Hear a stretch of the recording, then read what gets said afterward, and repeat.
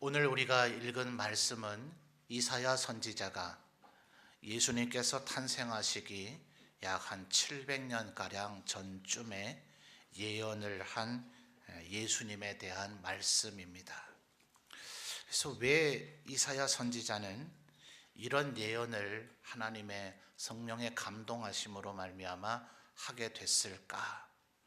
또 이 예언에 담겨져 있는 우리 예수님은 어떤 분으로 지금 하나님께서 우리에게 알려주고 계시는가? 또 그렇다면 이제 이 사실을 알게 된 우리들은 어떤 하나님의 백성으로 살아가야 될 것인가? 이 사실을 오늘 한번 살펴보려고 합니다. 자, 여러분, 오늘 이 말씀의 배경을 좀 이해하려면 1장 1절로 좀 거슬러 가서 봐야 될 것 같아요. 자, 이사야 1장 1절 우리 같이 찾아서 읽어보겠습니다. 이사야 1장 1절의 말씀입니다. 찾으신 분 아멘요? 예, 대부분 찾으신 것 같네요. 함께 봉독하겠습니다. 유다 왕 우시야와 요담과 아하스와 히스기야 시대에 아모스의 아들 이사야가 유다와 예루살렘에 관하여 본 계시라. 아멘. 자, 여러분, 이 이사야 선지자도 이것조차도 참 독특하죠. 4명의 왕이 바뀔 동안 오랜 세월 장수하면서 이 하나님의 선지자로서의 말씀의 사역을 굉장히 오래 감당을 했습니다. 또 성경학자들의 연구와 이사야서에 이제 나타난 혹은 열왕기, 역대기에 나타난 그런 표현들을 가지고 이제 종합을 해 볼 때에 이 이사야조차도 왕족이라 그래요.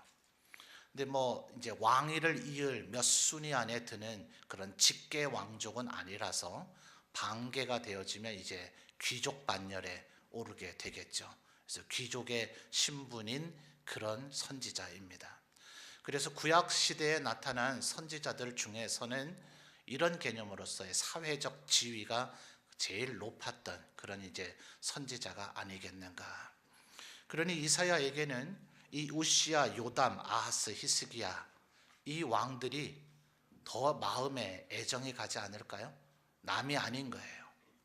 자기는 그 외에도 왕이 계승 우선순위에 있는 사람이 워낙 많이 있으니 이들이 죽는다 해서 자기가 왕위를 이어받을 건 아니지만 모르겠어요. 성경이 정확히 몇 촌의 관계다 이걸 밝혀주고 있질 않아서 그저 한 8촌인지 10촌인지 12촌인지는 모르겠으나 그래도 어쨌든 유다 왕족이며 귀족이다라는 것을 밝혀줄 만한 그런 정도의 촌수거리는 되는 것 같아요.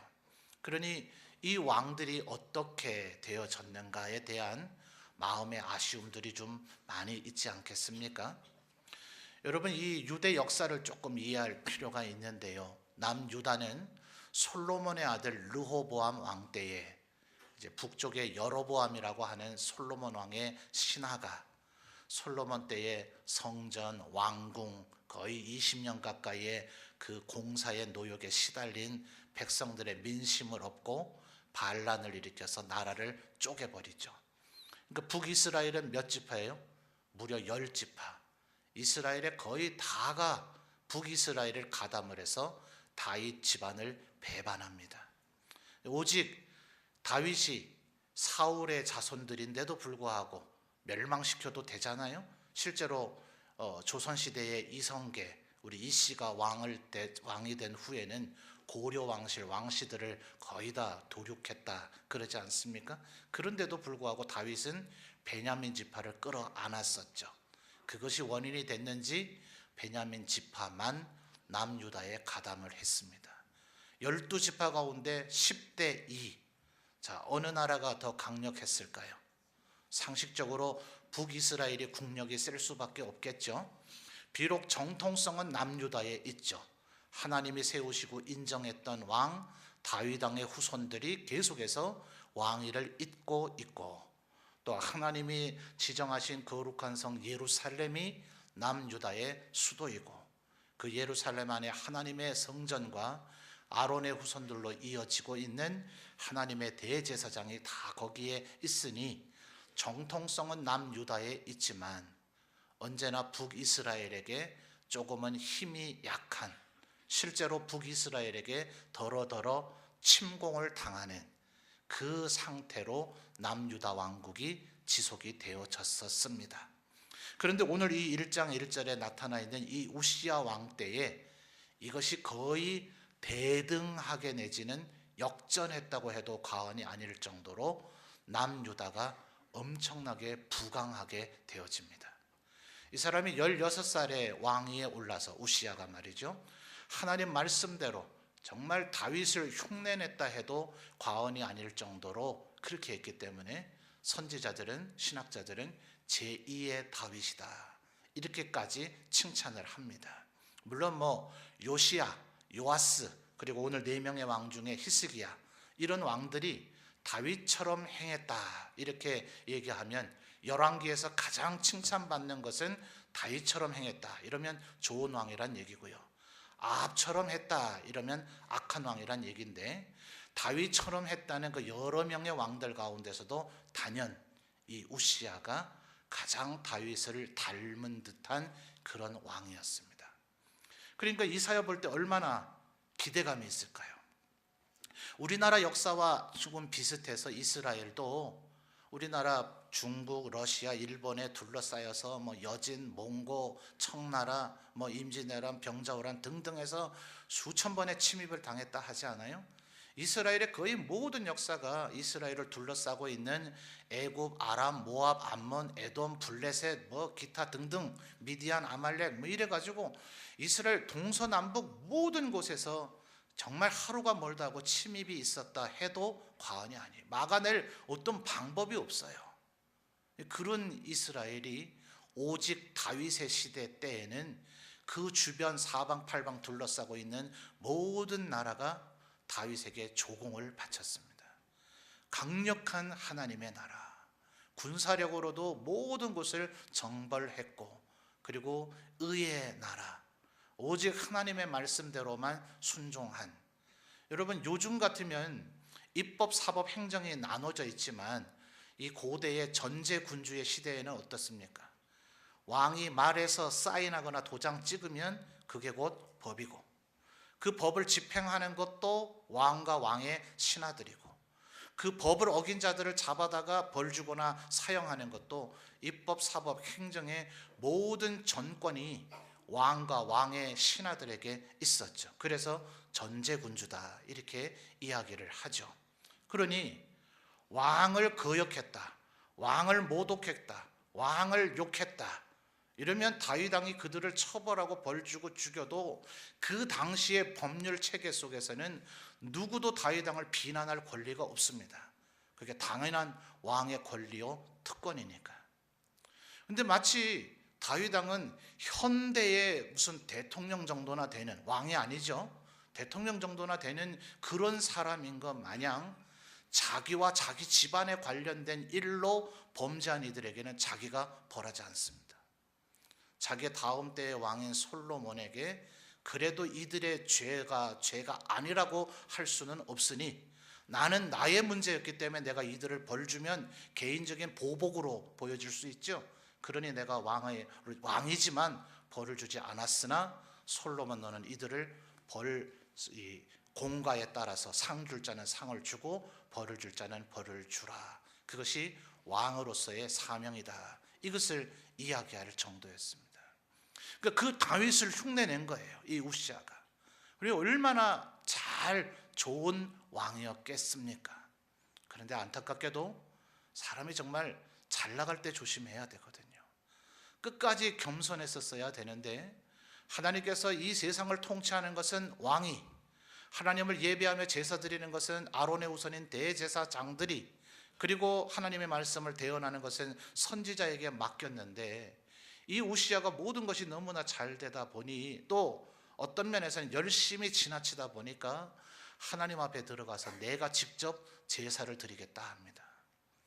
제사장들이 목숨을 걸고 막습니다. 왕이여, 그것은 하나님이 금하신 일입니다. 아무리 왕이 하나님을 사랑하는 마음이 있다 할지라도 그 일은 저희에게 맡기셔야 되지, 왕이 직접 하시면 안 됩니다라고 얘기하는데도 이 우시야 왕이 끝내 고집을 부리면서 성전 안으로 들어가다가 하나님의 진노를 받아 이마에서부터 문둥병이 바래지기 시작합니다.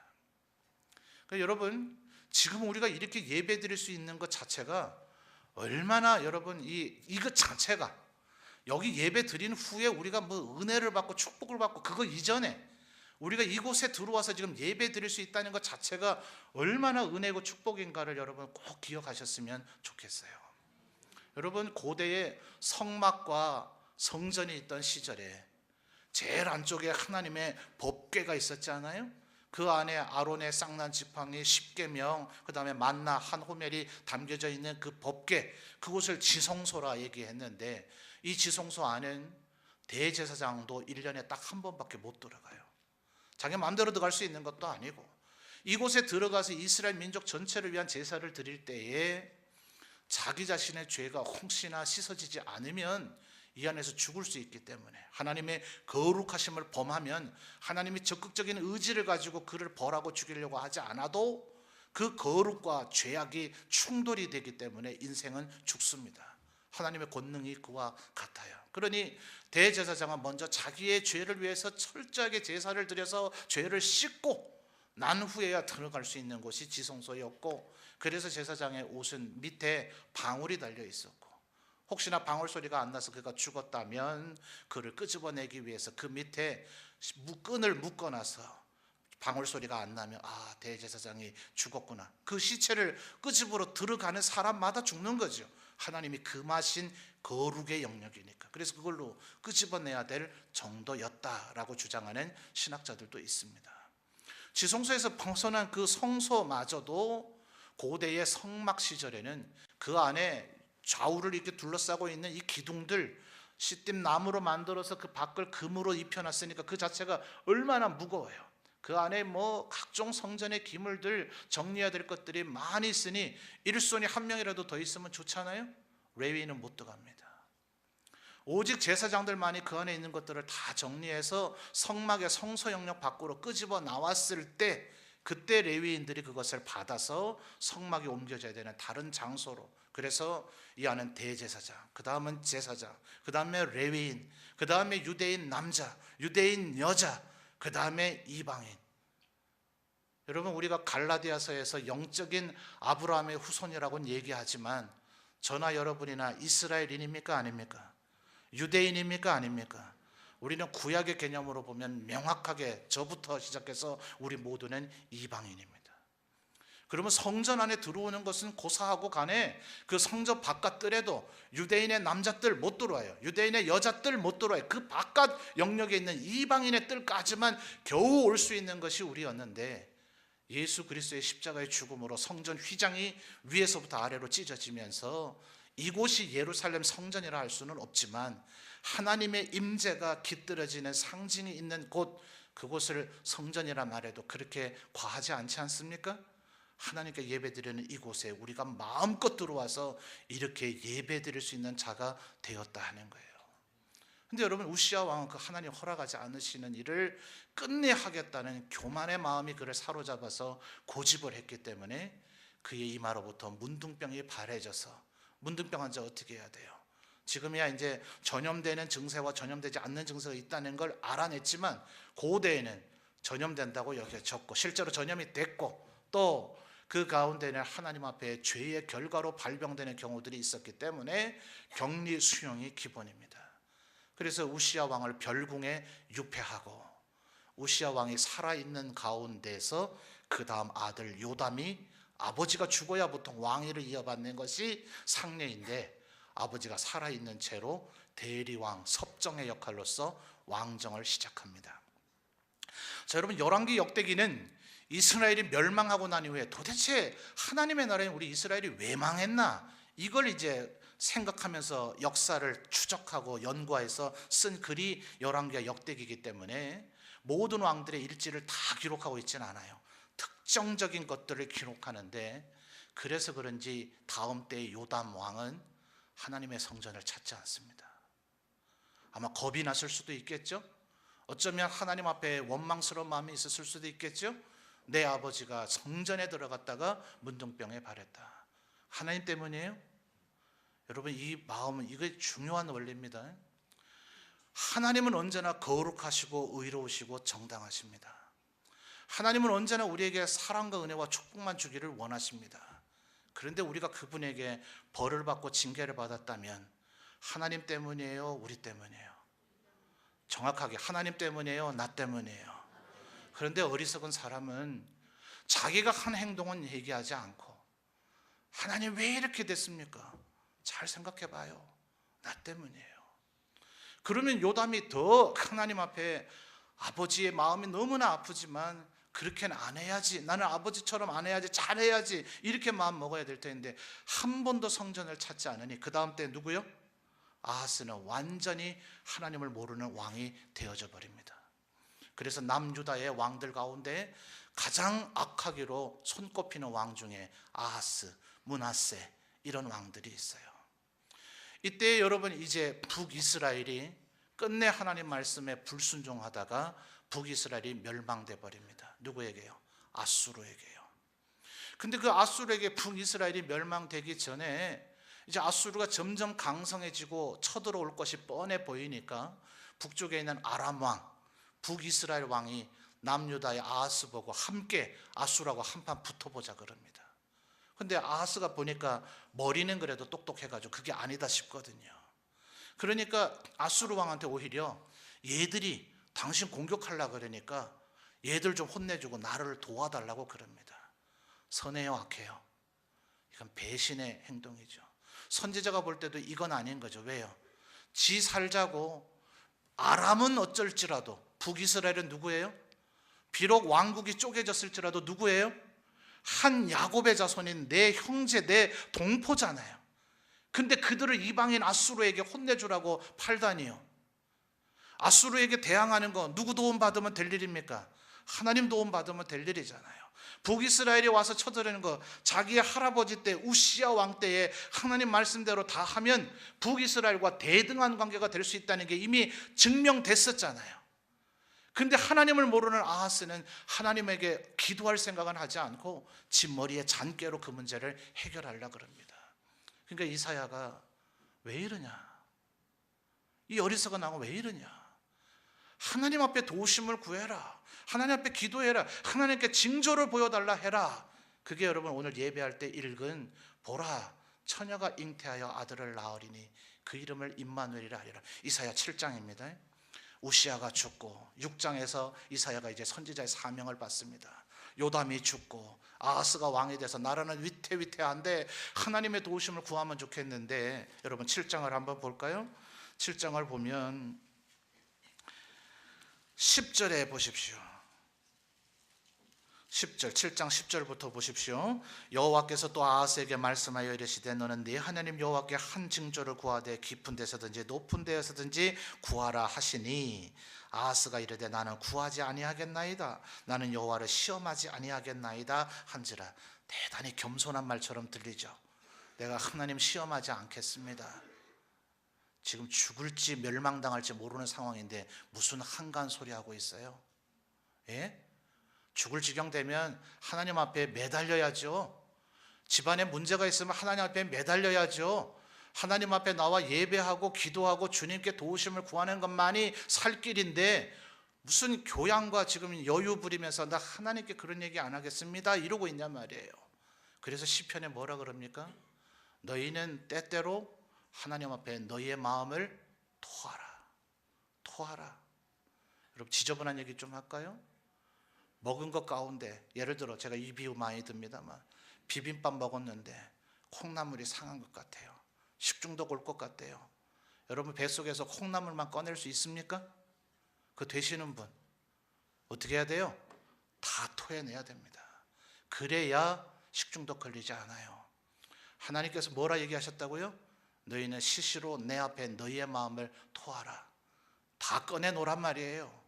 하나님 앞에 하나님 상관하지 마세요. 이 정도는 내가 알아서 할게요. 하나님 이런 문제까지는 간섭하지 마세요. 그것 자체가 교만입니다.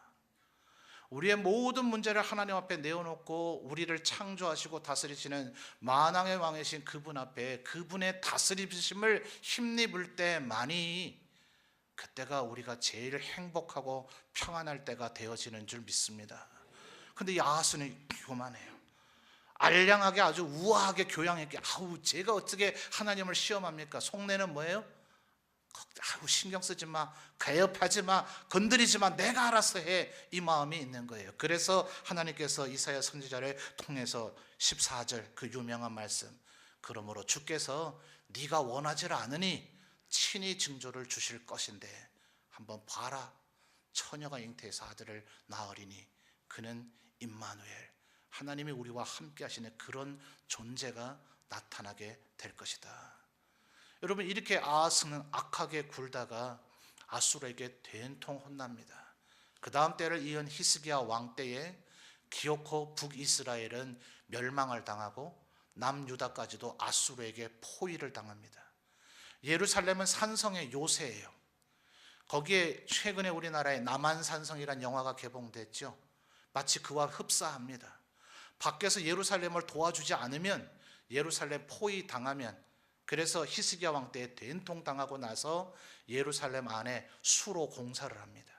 아무리 오래 포위 당해도 물이 있어야 되죠. 먹을 것도 먹을 거지만 굶고는 살아도 물 안 먹고는 죽죠. 산성, 산 꼭대기에 있는 예루살렘은 요새이기 때문에 포위 당하면 죽어요. 포위 당했어요. 아무리 왕이 도움의 손길을 기다려도 안 옵니다. 아수르의 군대 장관이 일부러 이스라엘 유대말로 성벽에 가까이 와서 외칩니다. 예루살렘 성 안의 주민들아, 똑바로 들어라.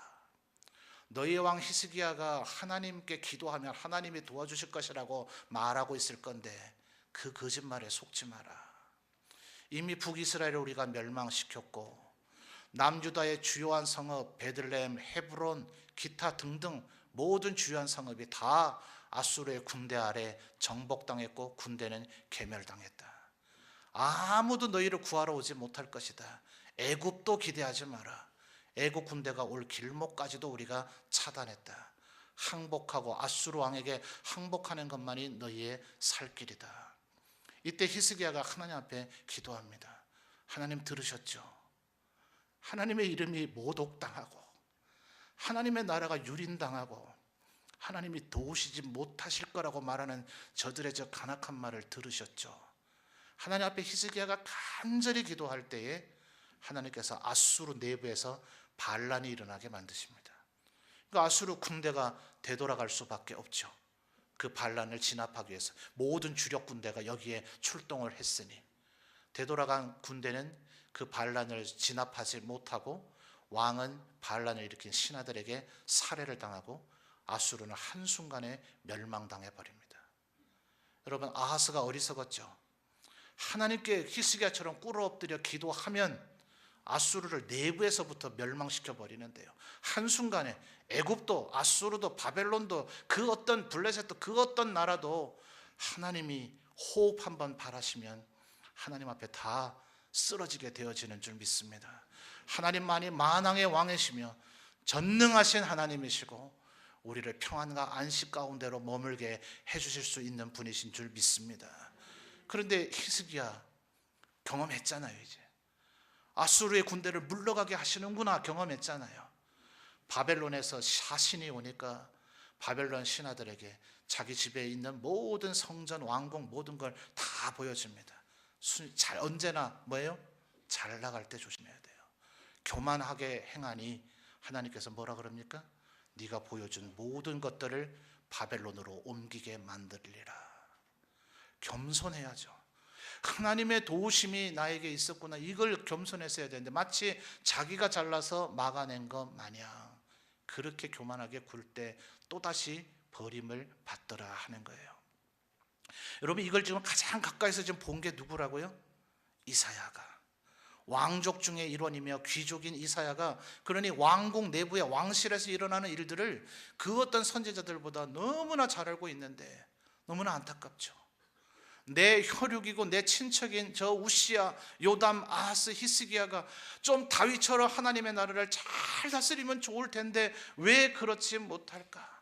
우리 하나님의 백성들이 하나님 말씀대로 잘 살면 하나님께서 모든 문제 다 해결해 주시고 도와주실 텐데 왜 그걸 믿지 못하고 의심하고 하나님 앞에 범죄하고 하나님을 온전히 의지하지 못할까? 이사야가 이 생각에 사로잡혀서 너무나 슬픔 가운데 애통해하고 있을 때에 하나님께서 오늘 이 예언의 말씀을 주시는 겁니다. 기다려라.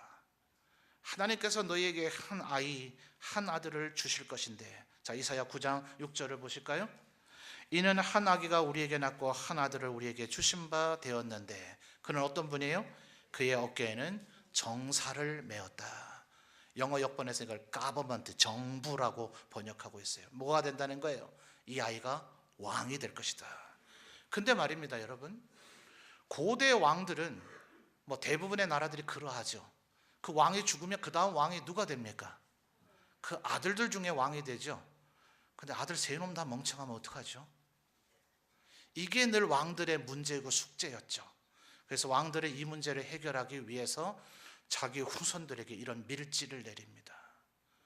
너의 지혜들, 우리 후손들의 지혜는 한계가 있을 테니 언제나 똑똑한 애들을 신하로 세워라. 한 놈 세우면 교만해질 테니 여러 명을 세워서 서로 경쟁하게 해라. 네 말을 안 듣는 자는 바로 내쳐서 죽여서 나머지에게 경고를 삼아라.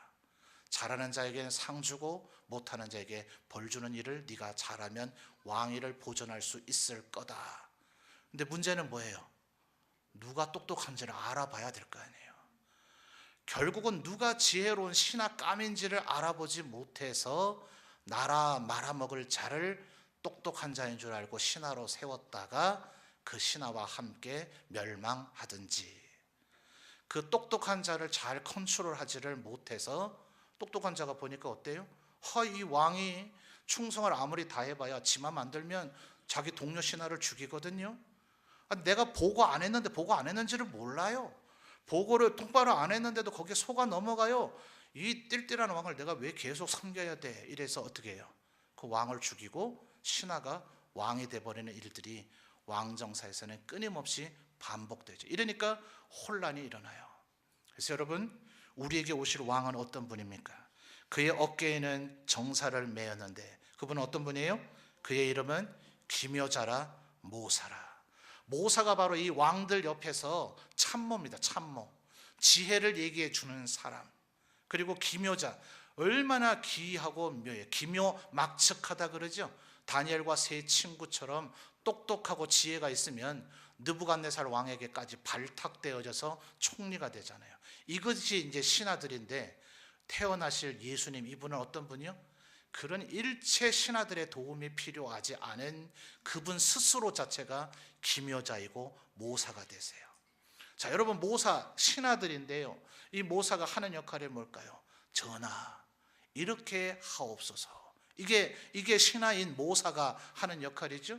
근데 예수님이 그 자체가 모사, 가장 지혜로운 자가 되셔서 그 신하가 왕에게 조언하는 행위가 현대적인 개념으로 보면 일종의 상담과 같죠. 그래서 영어 성경들은 이 모사란 단어를 카운셀러 이렇게 번역하고 있어요. 그러니까 예수님은 이제 지혜 그 자체가 되시고 가장 지혜로운 이가 되시기 때문에 그분이 우리의 마음에 좌정하셔서 뭐 하세요? 의의 길로 우리를 인도하시는 줄 믿습니다. 그러니까 다윗이 뭐라 그래요? 여호와는 나의 목자시니 그가 나를 푸른 초장 쉴 만한 물가로 인도하시는도다. 그리고 예수님이 오셔서 요한복음에서 뭐라 그래요? 나는 참 목자라. 너희들이 내 말을 따르고 순종하면, 나를 의지하면 너희들의 삶이 평탄하게 될 것이다. 이것이 주님이 가장 지혜로운, 그 어떤 어리석은 왕, 실패하는 왕, 띨띨한 왕, 이런 왕이 아닌 가장 지혜롭고 가장 결정체이신 그분이 우리를 돕고 섬기는 그런 왕이 되어주시는 줄 믿습니다. 우리에게 오실 예수님이 그런 분이세요. 그런데 그 다음 나타나는 말씀 보십시오. 전능하신 하나님이라.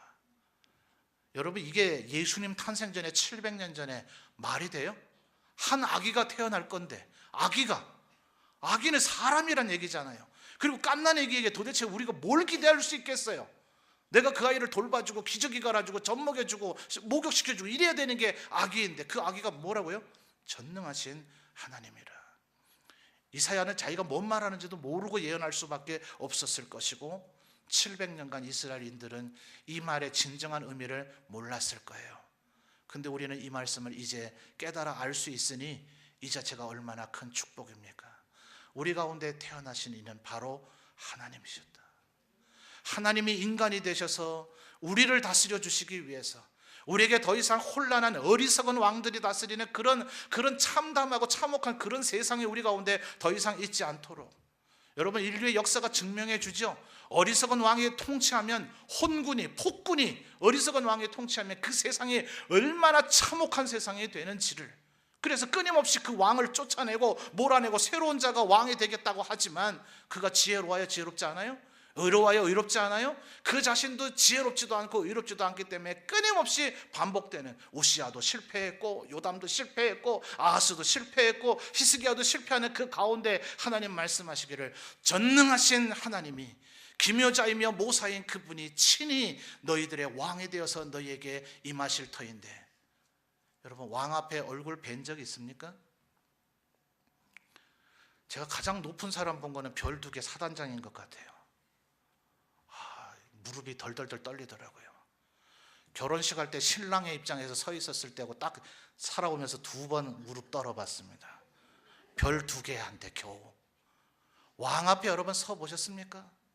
아마 정말 말 한마디 제대로 못할 거예요. 그래서 여러분, 이어지는 표현이 뭡니까? 그분은 하나님이시자 동시에 영존하시는 누구요? 아버지라. 바로 이 말씀에 근거해서 예수님 뭐라 그러셔요? 너희가 이제 하나님을 아바, 아버지라 부르라. 이 아바라고 하는 말, 이 헬라어의 4글자로 되어 있는 이 말이 우리의 어린아이들이 아버지를 뭐라고 불러요? 아빠라고 부르죠. 참 기이해요. 그 발음도 비슷하고 의미가 똑같아요.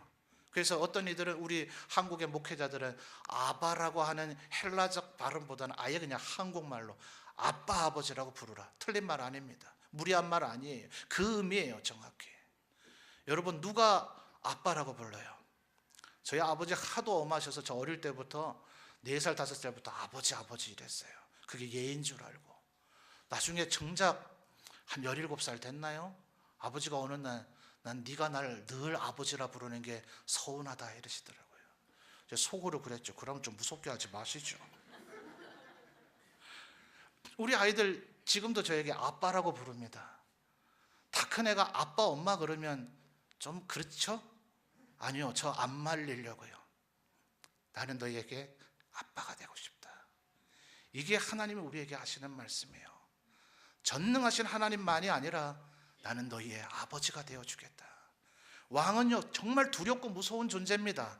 그 앞에 어찌 얼굴을 함부로 들 수가 있습니까? 무슨 말 한마디를 할 수 있습니까? 왕궁에서는 헌이 없다. 네가 한 말에 책임을 져야 된다. 왕들이 하는 얘기입니다. 그런데 우리의 왕은 뭐라 그러십니까?